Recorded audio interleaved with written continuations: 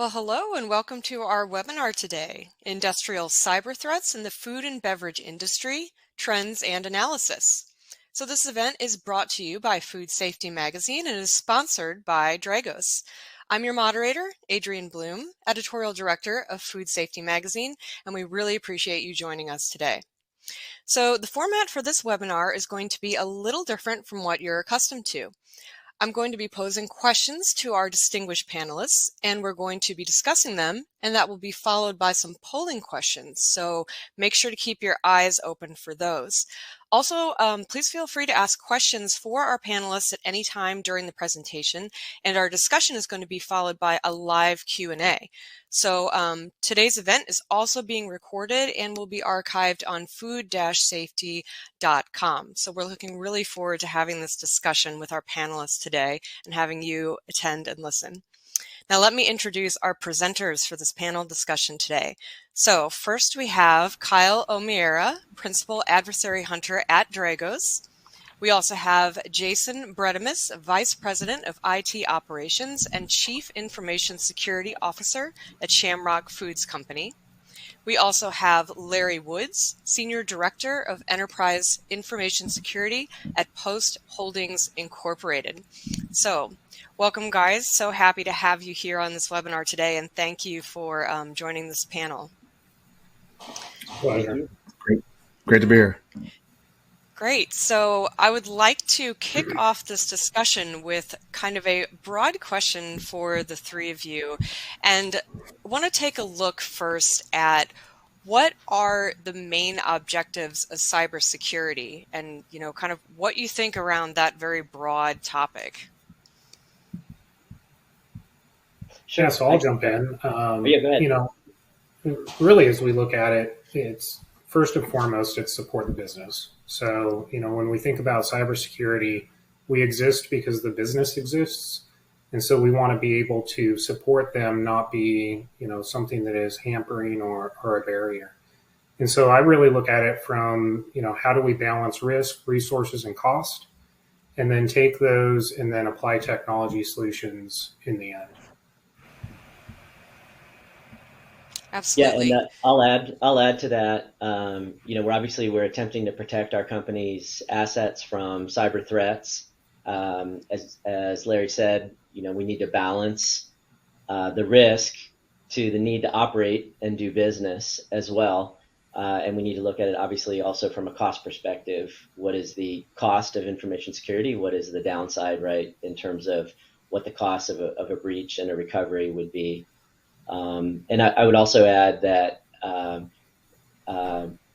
in addition to that we're trying to educate our business, our stakeholders, and our users on the threats to the business, not just the major threats, but even kind of minor threats that happen here and there day in and day out that may not be a major breach, but could be like a minor loss.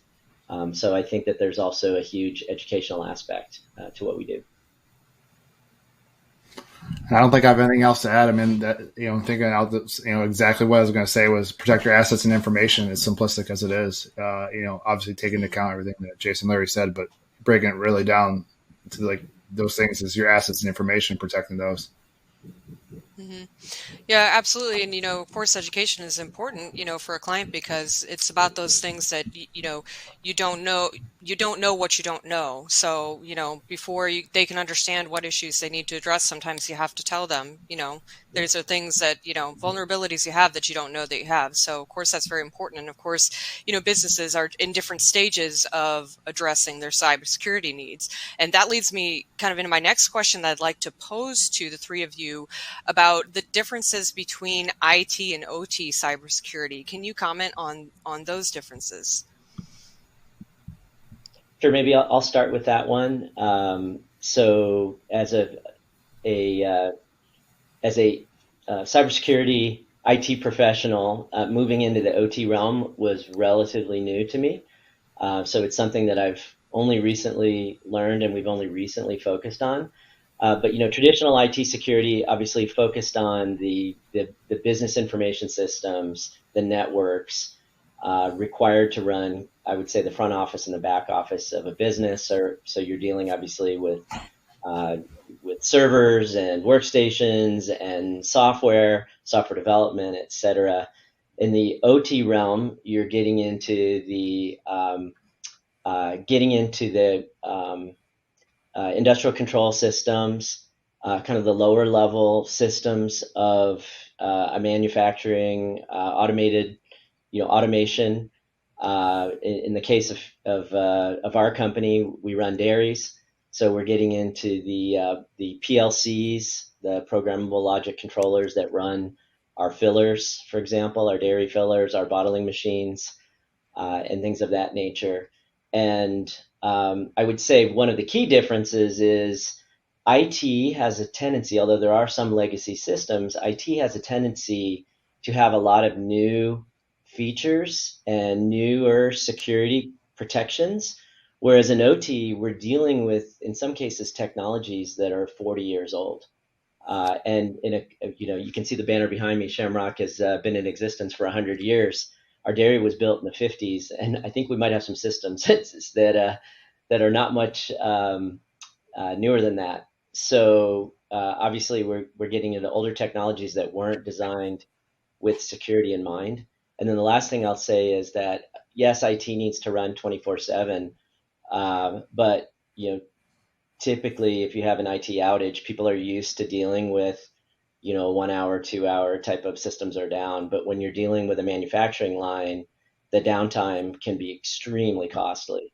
I mean, you can lose easily, hundreds of thousands of dollars with just, minutes of downtime. Yeah, jumping in, I think, what you're alluding to is really kind of a piece of how I think about the IT-OT gap. And it's, IT focuses a lot on data. It's the access to the data. It's trying to secure the data. At the end of the day, it's data. When you think about OT, you focus more on availability, and then human safety is really the outcomes. And so if you really look at it from that outcome perspective, you start seeing that your approach has to be slightly different. Your decision-making process, your risk profile, how you manage and view that risk is different. The other thing that I see that's different is it's almost like speaking a different language. In the IT world, we can talk to the business and we can relate to the business. When you're in the OT world, you're talking and relating to engineers and plant leadership.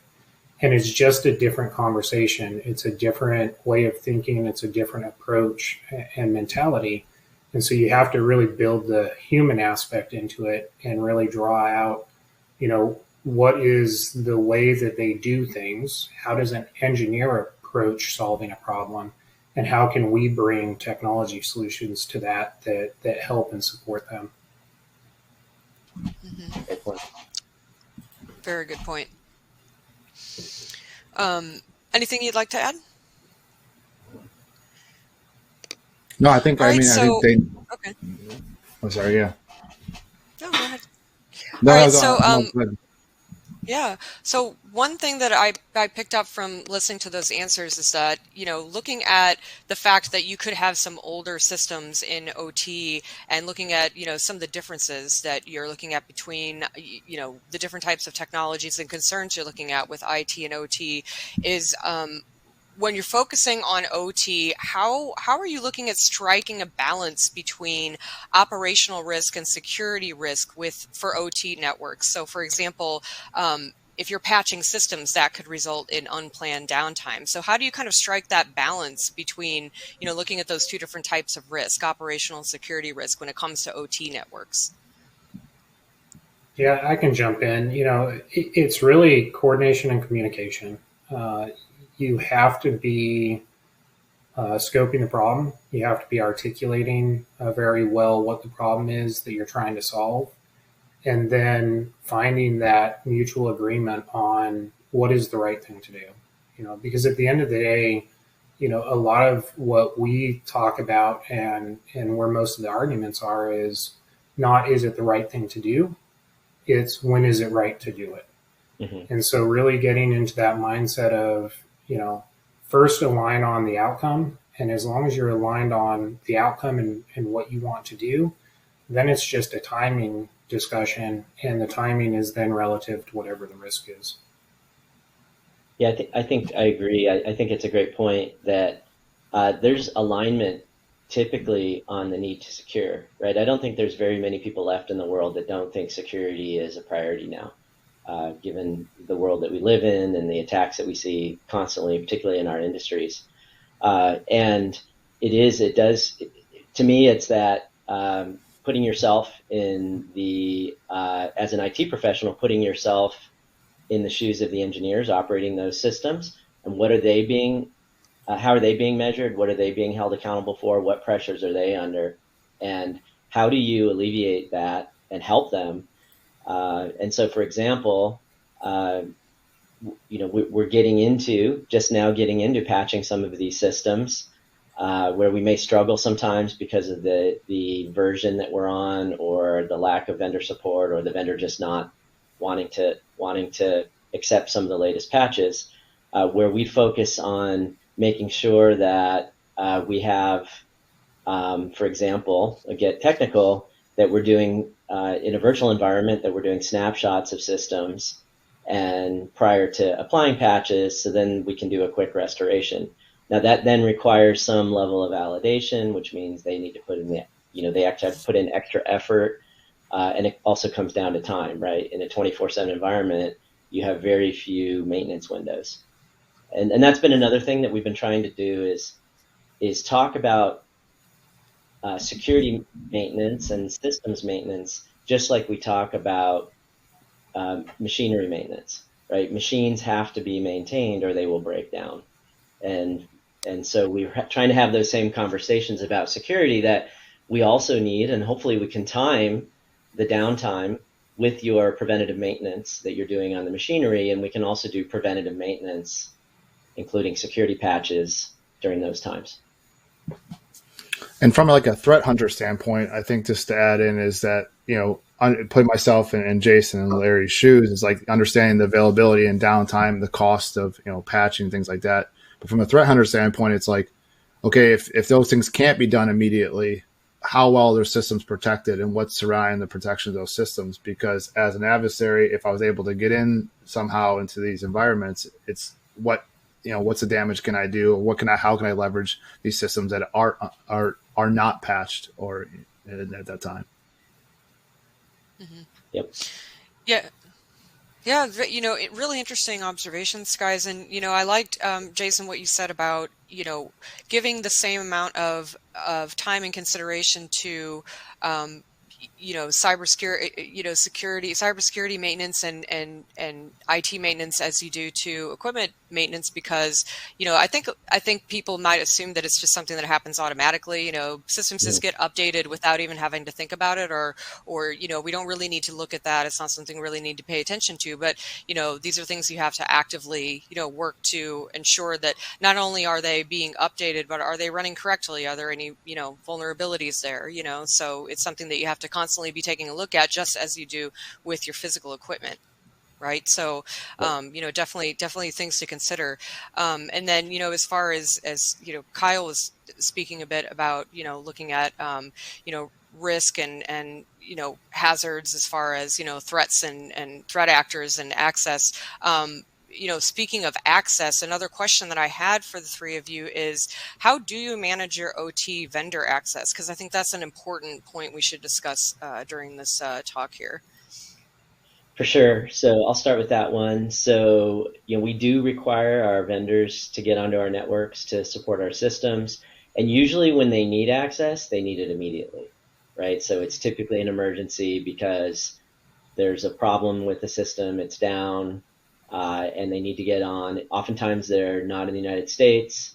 And so, they're needing a VPN in. It's actually something we're working on now.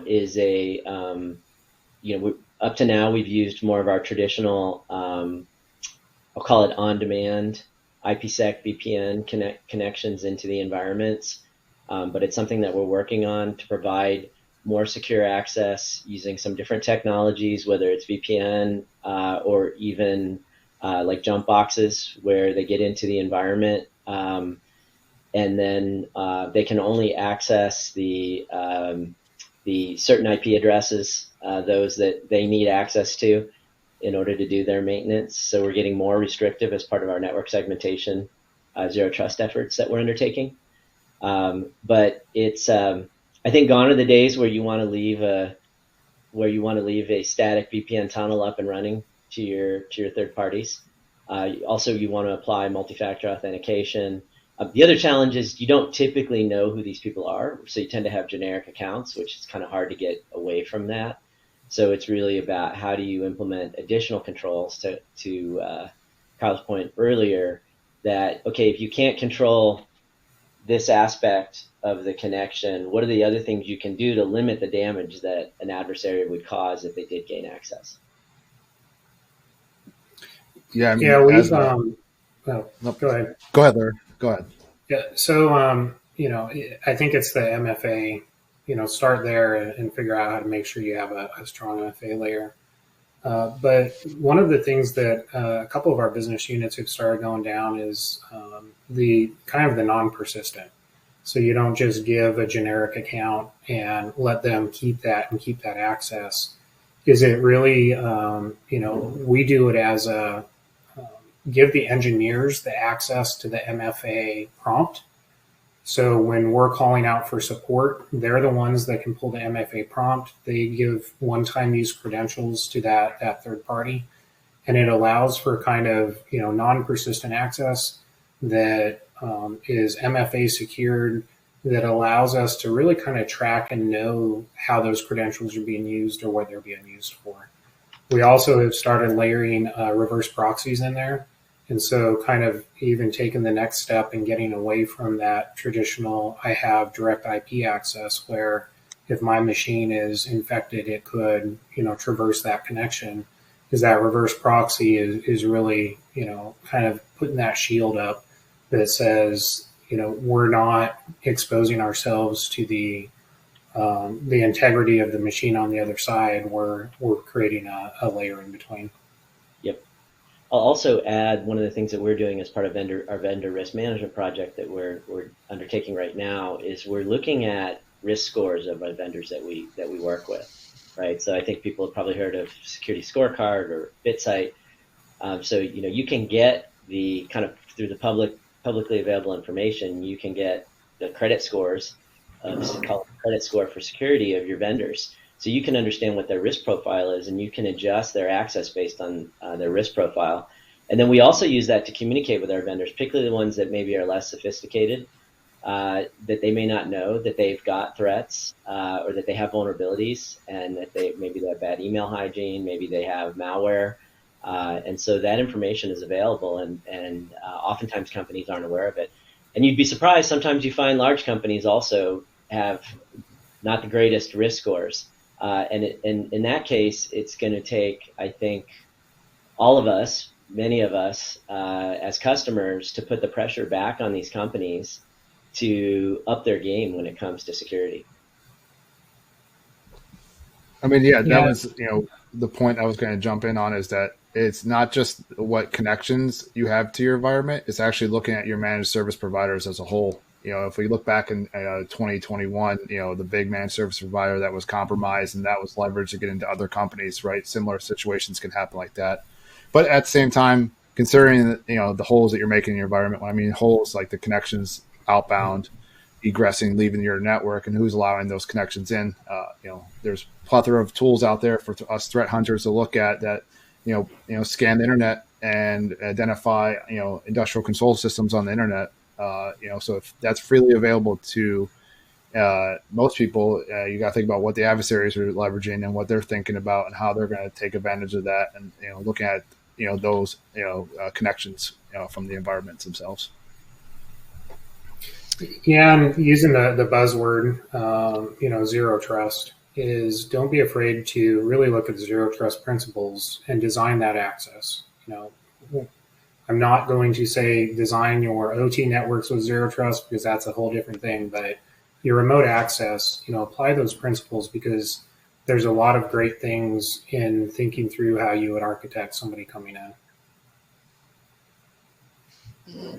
Yeah, certainly as, threat actors become more sophisticated and, the level of threats becomes more severe to, our cybersecurity, we have to refine what we, our standards for trust. And so I think all three of you, just spoke to that point, quite succinctly. So next, what we're going to do is we're going to have a poll question. So if we could have that up on the screen there. All right. So the question is, do you have dedicated OT security individuals or teams? So audience, if you would like to make a selection, the answers are either individuals, teams, or neither.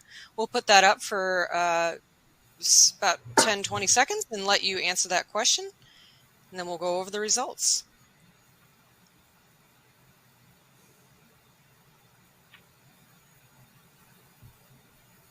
So we'll leave this up here for just a little bit longer, let you guys answer if you haven't already put in your answers there. Looks like we've got most of the people responding already there. Okay, so we have our poll tally. It looks like the majority of respondents, 56%, have said neither. In second place, we have 28% saying teams and 15% saying individuals. To answer the question, do you have dedicated OT security individuals or teams? So with 56%, the majority saying neither.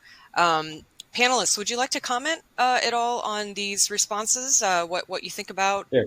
The audience responses there? Sure, I'll take that one. I'm not surprised, frankly. We don't have one at Shamrock. Again, I mentioned OT is relatively new. I think it's relatively new for a lot of people and a lot of companies, OT security. So I think, that's important to, because of that, I think it's important to leverage third parties, one of which we're talking to today. Because it is, as Larry said, it's a different vocabulary, it's a different mindset, and IT professionals who kind of predominate the IT security space tend to not have that much experience. So that's where you see the companies like Dragos, where they're bringing experience out of oil and gas and other critical infrastructure where they did have to be focused on security because of the life safety aspects, et cetera. So it's not surprising, and it's we're not currently planning necessarily to build a separate OT team. What we are doing is we're getting smart on OT.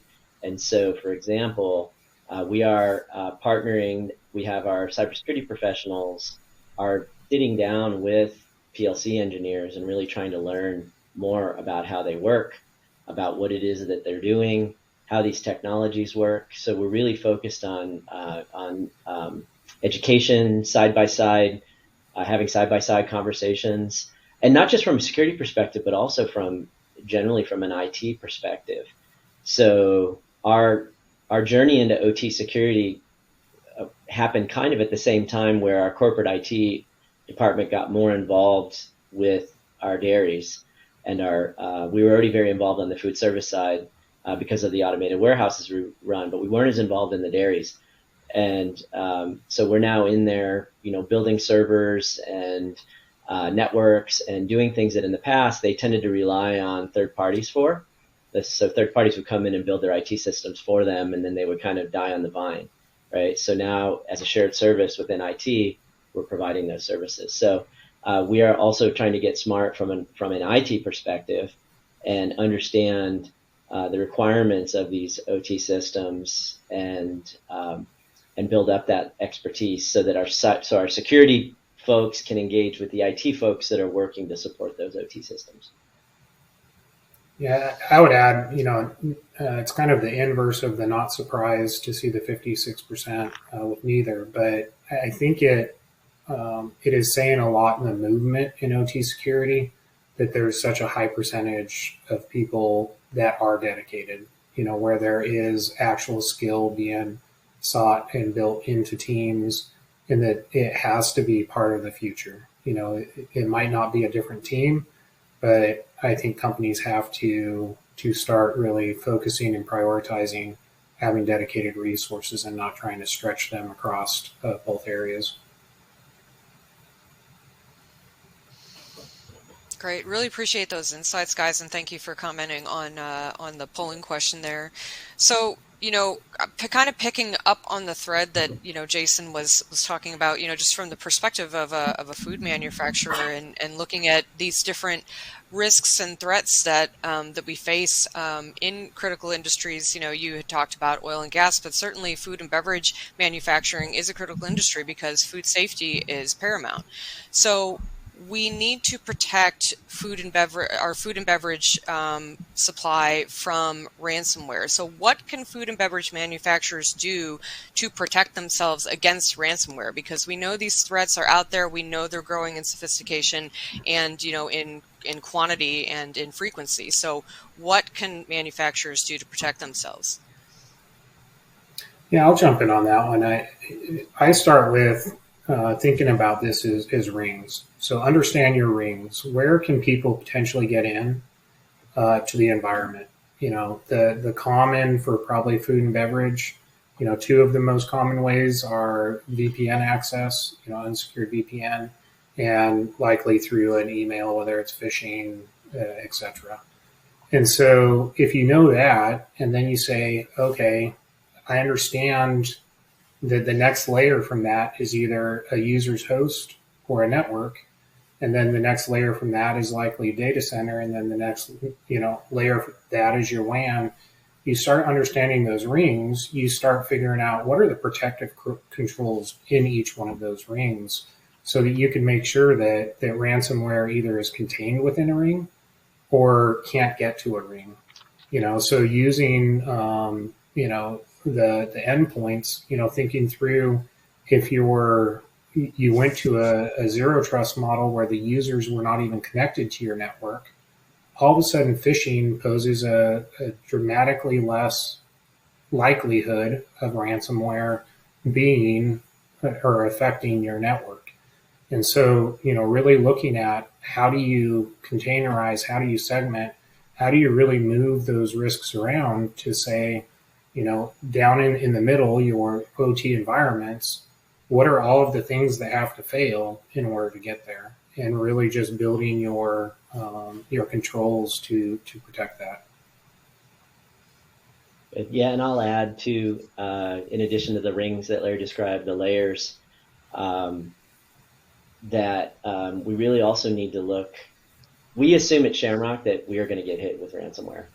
And so the layers are what does the damage control and protects the ransomware from spreading quickly. So things like removal of administrative privileges.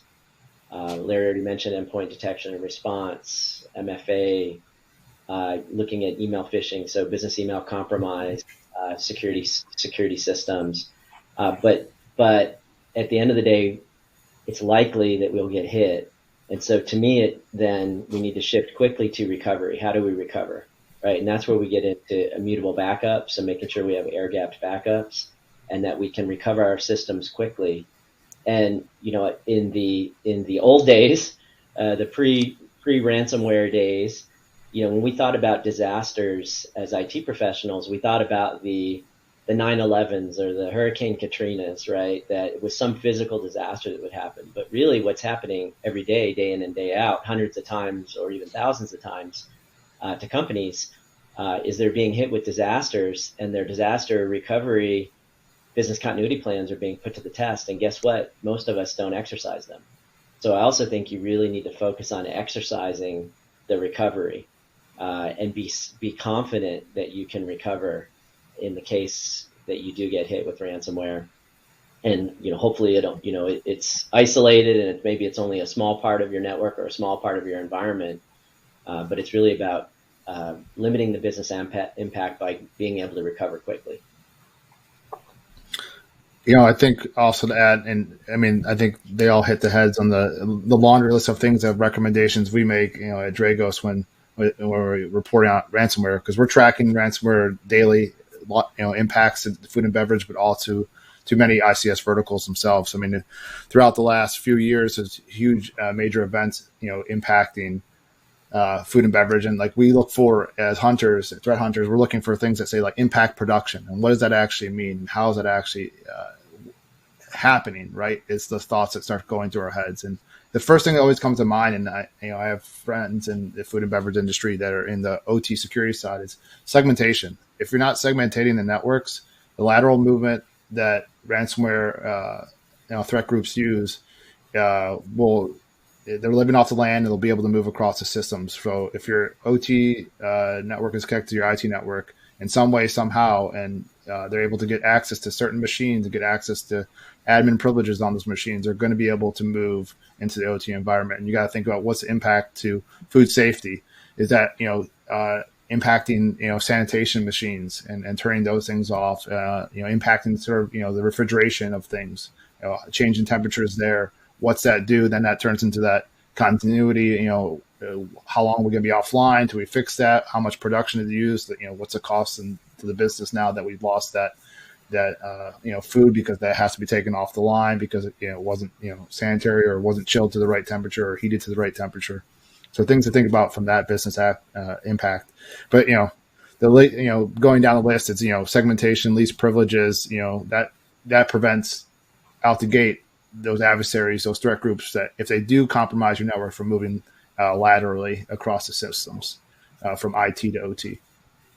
Yeah, and I'd be remiss not to really point out we've been talking about the internal aspect of it, but, there's the external aspect of ransomware. And so it's what is the supply chain impact to your business by your direct downstream partners potentially getting ransomware.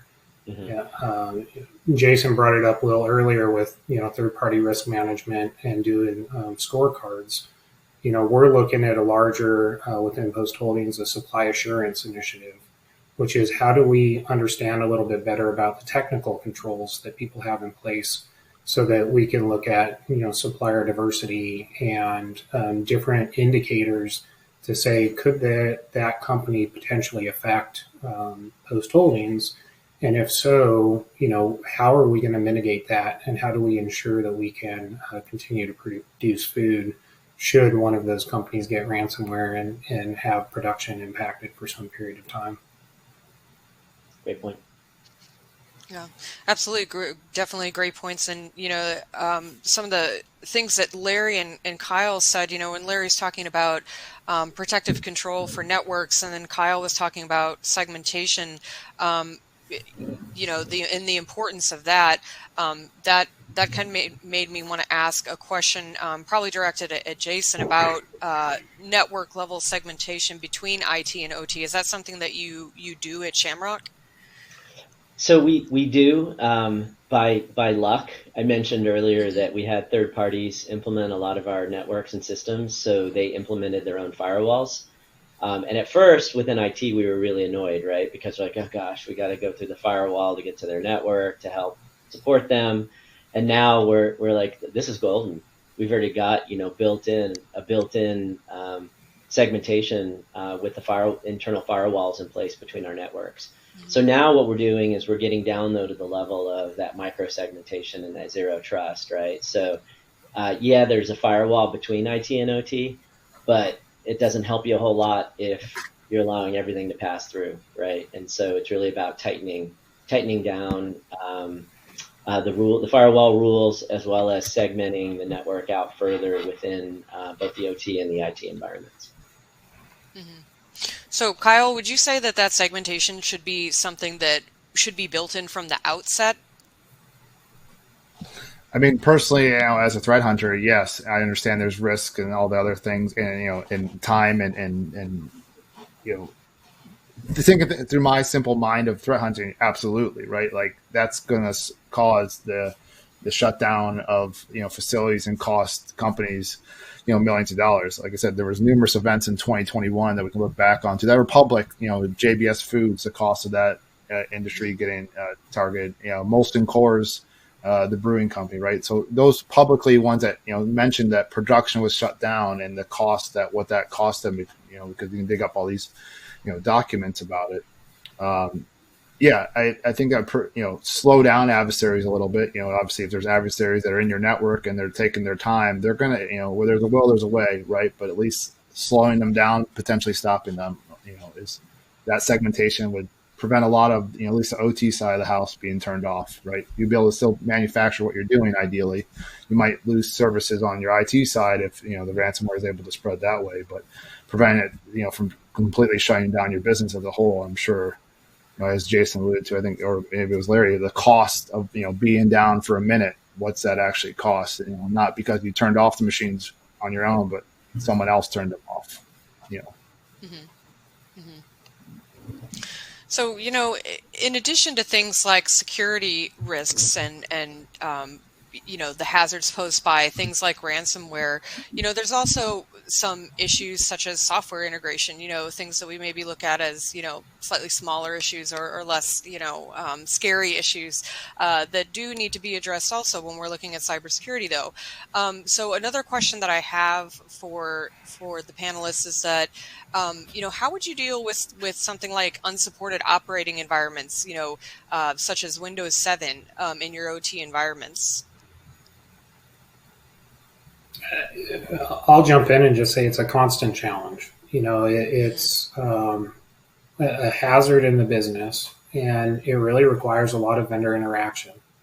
You want to figure out what their roadmap is to support it, but your likely larger challenge is going to be internally trying to prioritize the projects against everything else in flight.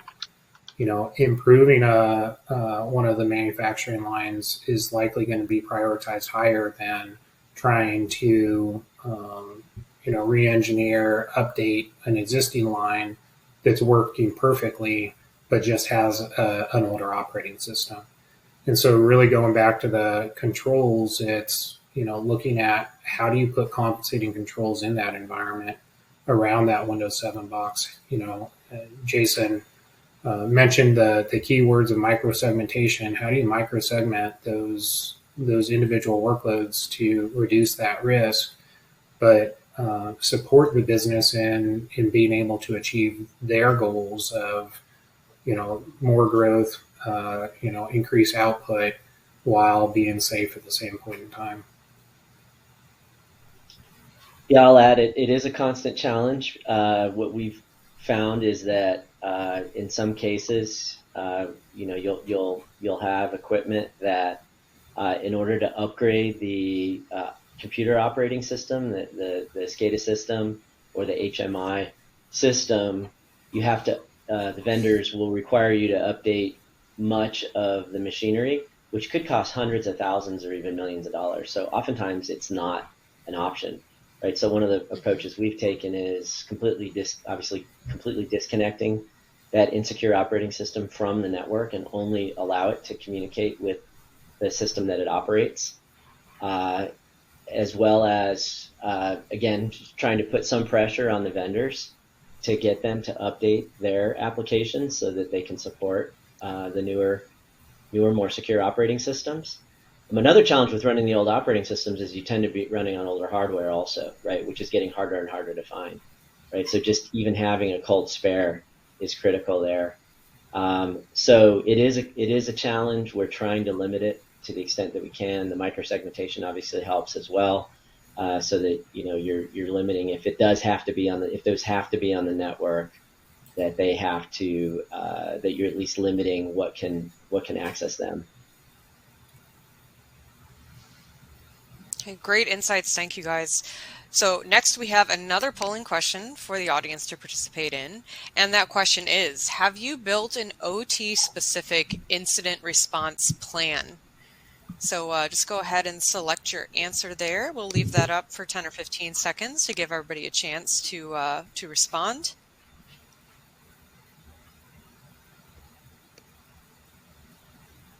We appreciate you guys being interactive with this webinar. It's always nice to have the audience engage with us. Got some responses coming in here now. Leave that up for a couple more seconds.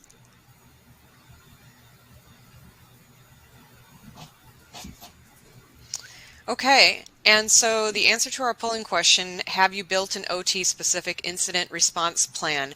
So 61% of you said no. 22% of you said hoping too soon, and 16% said yes. So with the majority, 61% saying no to having built an OT-specific incident response plan, would the panelists like to comment on those responses at all? Yeah, I'll jump in. And this was something that, as we really started focusing on OT security, we identified early on in that it's easier to build an OT security program if you have an incident response plan, because you can reverse engineer to know what it is that you need to have in order to support a response. So using Jason's, they're planning to get ransomware. If you're planning to get it and you look and go, I don't have any monitoring in place, I'm not doing log collection, I don't have network diagrams, you start inventorying all of the things that you need to put in place, by nature of just defining an incident response plan. I will say, kind of two things. For the 7 of you that answered hoping too soon, it's not a lot. Jump on it and get in place. But the most critical things you can do is document who are the people you're going to contact within your own company. Is a lot of times you find out that, when the incident happens, people go, I have no idea how to contact that plant manager after hours. And so, first and foremost, just document, who are the key leadership positions, who are the key engineers, the key people that would help with the response, who are your key vendors. So having that contact information close, very critical, but also make sure that you beforehand find a partner for response and find a partner that has OT specialty. Kind of shameless plug for Dragos. They're ones that use it. We have a retainer with them, but you want to have somebody that can specialize in that, and you can't have too many people on standby and ready to jump. And so, try and have that planned up front, how you're going to do it, how you're going to navigate it, so that, when it does happen, that you're prepared. Yeah, I'll just second the notion on having a OT specific IR vendor on retainer, but also make sure that they've been onboarded, they understand, they have access to your environment or can get access quickly, they have the documentation that they need.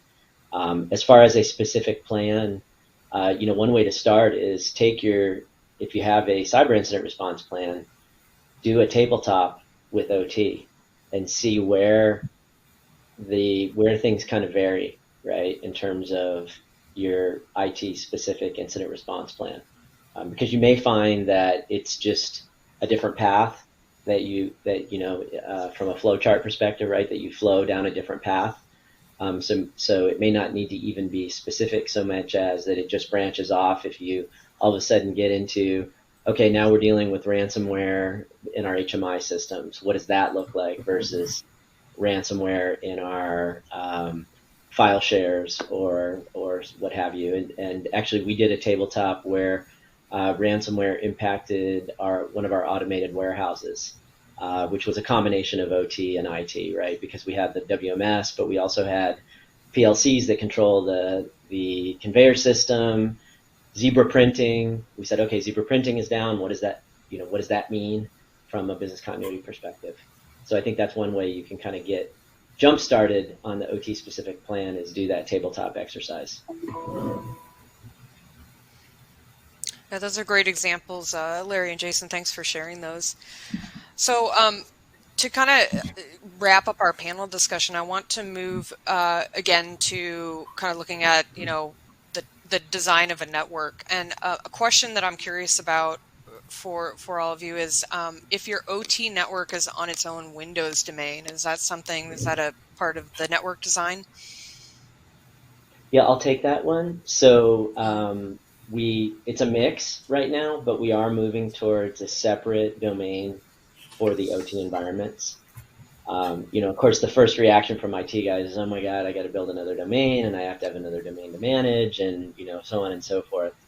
But again, in the ring approach that Larry described, the network segmentation and zero trust that Kyle described, that is, I think, kind of a key pillar to be able to have that separation.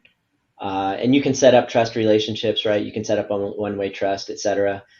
So that is the direction that we're heading. I don't know that it necessarily. I'm curious what Larry and Kyle think, but I don't know that it's 100% necessary, but it is something that we've decided that is going to be worth the effort to undertake. Yeah, our answer is it kind of varies. We have business units taking some different approaches. We have some that are doing all the way down to the Purdue approach, where it's Active Directory per facility, just really trying to get that segmentation of identity away from the IT side to reduce that lateral movement. Having separation should be first goal in my mind. How you do that, it really needs to be business specific, topology specific. There's a lot of things that would go into where you land it, and a lot of that's going to be very, very much driven by how your controls are in place today, how your networks are laid out, and then you can choose your identity path. The other thing I'll add is back to my recovery comment. I think it's also critical to be able to recover your Active Directory. And there are, that Active Directory recovery is a science, and there's a lot that goes into it. There are tools, there are white papers, there are experts that focus on Active Directory recovery. It's typically not something that you would necessarily have that level of expertise in-house, even with your most experienced Windows administrators. And that's where your IR partner can come into play, because they would typically be the ones that would be helping you do the recovery. And I think having conversations with them up front about what steps you should take to make sure that you're backing everything up and that you have architected things in a way that you could easily recover your AD. Great, thank you guys so much for those insights, and if unless there's anything anybody either of the three want to add to that, I think we'll conclude the panel discussion. So I want to thank the three of you for a very interesting panel discussion, and appreciate all three of you sharing your insights and your stories and your advice. So we are going to now go to our Q&A.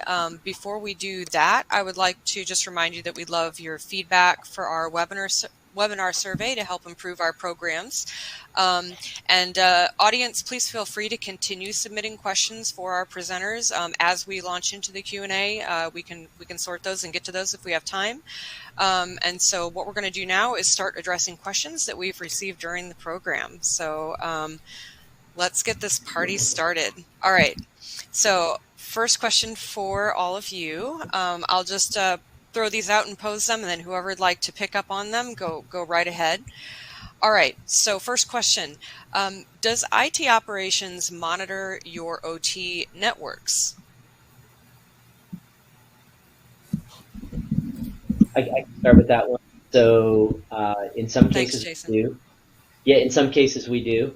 It depends on which facility we're talking about, but our goal is to be able to monitor the asset, both from an asset perspective as well as from a alert perspective, kind of what's happening. Looking at log files, looking at if things are online, offline, etc.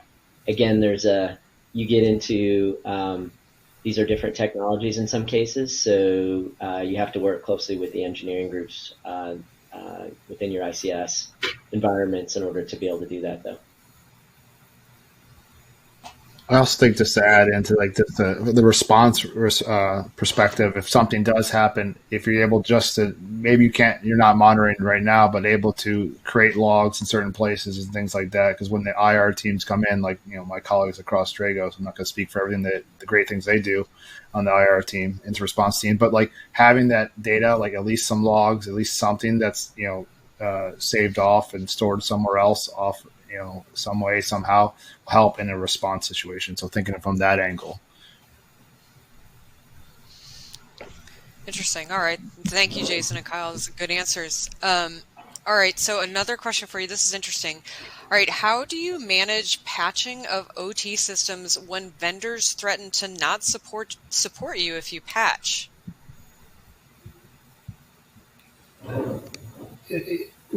As with everything, it's you try and get out of the 100 or 0. Patching is something that you look at very critically in the OT networks. But as you talk with those vendors, I'll go back to align on the outcome. Is it the right thing to apply a critical patch? It's probably the right thing. They just likely need more time to test it. And so kind of work through with them we understand what's your testing cycle, how do you get that certified so that we can get critical patches applied. And all of that has to be looked at through a risk lens, which is, where is it? What are the compensating controls? And, what is the criticality in my environment of needing to do that? Yeah, and I'll add too that, we've on the IT side, we've picked up the pace of patching. I think generally people patch much more frequently. It used to be, if it's not broke, don't fix it. It was the attitude, and that's obviously changed. And we're patching. We're on a regular cadence with Align, for example, with Microsoft with Patch Tuesday. In the OT systems, I think you need to take it a little bit slower. Ideally, the vendors do have at a minimum an approved patch list, and it may be 3 months behind. But the way I look at it is 3 months is better than 3 years. But also to Larry's point, I think you need to look at the vulnerabilities and what the patches are addressing very specifically, and not just take a one size fits all approach, because you may find that, for example, if you have a mitigating control, that the patch isn't necessary. But I do think, in general, it's incumbent upon all of us as customers of these providers that we hold them to a higher standard, because if we don't hold them to a higher standard, they're not going to get there on their own. They're not going to do it because it's going to cost them money, right? So we need to hold them to that standard and say, if you want to continue to sell us new equipment and operate in our environments, you have to up your game when it comes to security. We need to put that in our contract language with them. We need to ask them to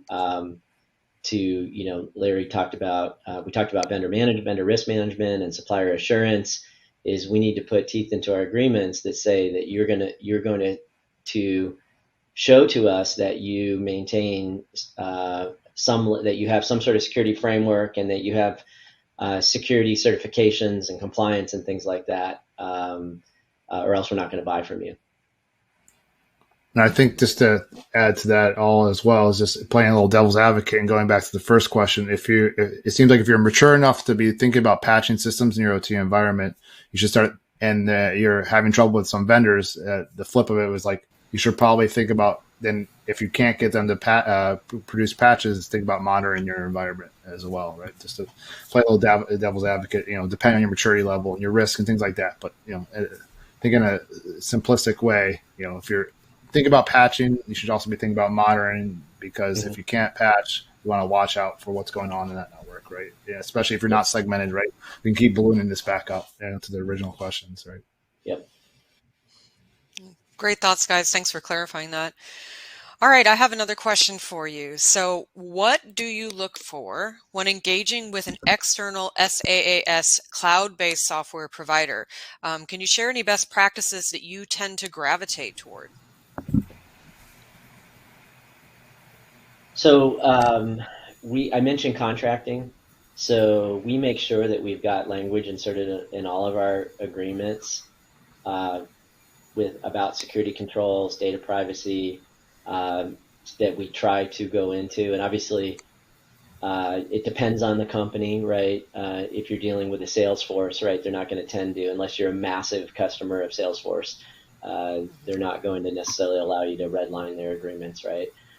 So I think contractually we need to put language in there, as well as looking at vendor risk, looking at the vendor risk scores, and really just understanding what the level of maturity is with these vendors. Oftentimes with SaaS, the business has already made up their mind that this is what they want, right? And so we try to get out in front of it from an IT perspective and be involved and make sure that not only the functionality is being considered, but also the total cost of ownership, the security maturity of the company and the product, the operational maturity of the company, right? Looking at SLAs and so forth.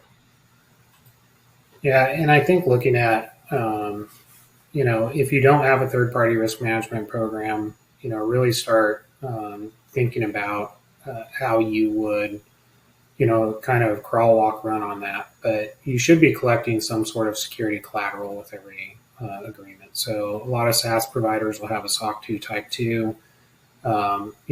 Ask for the SOC 2 Type 2, review it, look for any exceptions that were noted to get an idea of just the baseline controls.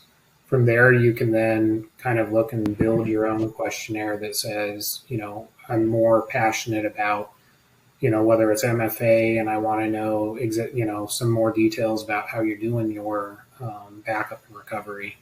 That are more pointed than you would get in a SOC 2 Type 2, and start building those out and performing them. I think Jason kind of mentioned using a third party like whether it's a security scorecard or similar, that, at least gives you a baseline of, here's what they do, here's what it looks like from the outer side of that solution, to give you an idea of what that security is and should you be doing business with them. The last thing I'll add too is that sometimes we do deal with companies that are smaller, less mature, right? They're a niche. So particularly if we're in an industry that is may have a niche, that the best providers sometimes in terms of functional expertise are smaller and maybe not as mature, and oftentimes aren't willing to put into an agreement some of the things that we talked about, or even undertake a SOC, the SSA 16 SOC 2 Type 2. But that's where you have your questionnaire that Larry mentioned. You build out your own questionnaire. We actually have built out our questionnaire based on the same questionnaire that the cyber insurance companies are asking us to fill out. So we're kind of using that as our gap analysis document, and then have conversations with them. Talk to, if it's a smaller company, talk to their CTO, talk to their CEO, get a if they've got someone within risk or legal, and get a sense for their level of maturity and also their willingness and ability to improve in those areas. Great, thanks so much, guys. So we have time for maybe one more quick question, and this is one that's going to require you to put your thinking caps on. So the question is, how do we change the mindset to be more security-minded? Oh, Jason's got his thinking cap. I like it. So how do we change the mindset to be more security-minded in the industry? Because it seems most organizations are putting it on hold due to budgets or other things. So that's the last question from our attendees. So anyone want to tackle that? Jason's taking his thinking cap off. Yeah. I would maybe challenge the, organizations putting it on hold due to budgets. I think there's no greater focus on security globally than there has. I'll point to the CISA call that was, nationwide with in relation to the Ukraine, that really brought people together to say, we're elevating this to a national scale. The coordination that's being done between companies, the webinars like this that are happening, and just board conversations. The federal government has gotten engaged. The SEC's coming down with regulations. There's zero trust mandates for all government agencies. So I think there's a heightened amount of awareness. And really, what we have to do as companies is then take that forward and really, make cyber citizens out of all of our employees. And so, one of the things that we've been, kind of growing, we planted the seed and we're trying to water it, is really what are the cybersecurity duties that we put in every job description? So how do we, for a payroll clerk all the way down to an engineer, here's your cybersecurity duties, here's expectations. And so it just becomes a part of their everyday life to know, I have a responsibility, I'm part of this, I have some obligations to the company. I like that, Larry. I'm adding that to my list of to-dos. I'll think add, just to add, go ahead, Jason. I was just going to say, so, I think one of the ways that you make sure that security continues to be top of mind is that you try to find a way, and there's approaches like the FAIR approach, to quantify risk in terms of what the cost would be, and not in a fear-mongering way. It's important as cyber professionals that we don't fear-monger, but we do need to lay out the facts as they are, because the facts honestly are scary enough. We don't have to add any additional fear if you lay out the basics and the facts that are happening. So I think finding some approach, a fair approach or otherwise, to quantifying what the risk is will help you. And the last thing I'll add too is metrics, have metrics. If you have metrics then that are defensible, then I think you'll have a better chance of showing what the risks are as well as how you're doing against the risks. I think just to add two more little points that might have been touched is that think about the availability, not again the fear monger, but look at the events that have happened over the course of the year. Food and beverage industry is being targeted. We're tracking things specifically at the food and beverage level, but at the manufacturing level, so that kind of those lines are blend together at times. So adversary groups are targeting, ransomware groups are targeting it, and then if you're having trouble internally, maybe like you said, it's building the awareness across people, building that trust against other security professionals inside your organization to then advocate and build those metrics and understand the risks to push up to the level to Jason and Larry's level and hopefully gain their support if there's a lot of pushback. Absolutely. Well, thank you so much, guys. And that's all the time we have for the webinar today. We appreciate you guys answering the audience questions, and we really appreciate Larry, Jason, and Kyle for the panel discussion today. Appreciate the audience tuning in. And just to remind you, you can go visit food-safety.com to find the archive of this presentation. And if you have any comments or questions for us, don't hesitate to click on that email us button at the bottom of the webcast screen. So we hope everybody found this webinar to be informative, and we hope everyone has a great day. Thanks again so much. Thank you. Yeah. Thank you for having us.